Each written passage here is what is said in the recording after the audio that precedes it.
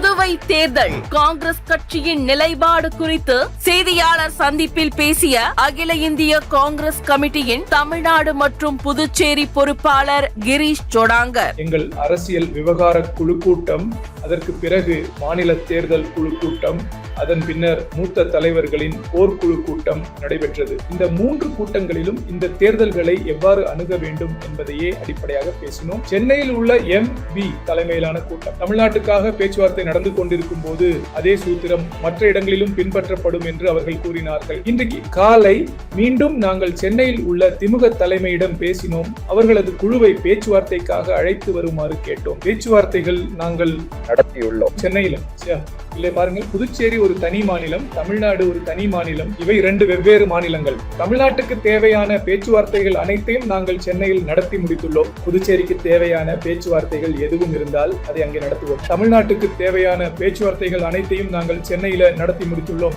உத்தரப்பிரதேசத்துக்கு தேவையான பேச்சுவார்த்தைகள் எதுவும் இருந்தால் அதை அங்கே நடத்துவோம். அனைத்து முடிவுகளும் காங்கிரஸ், DMO மற்றும் மற்ற கூட்டணிகள் மூலம் தீர்மானிக்கப்படும்.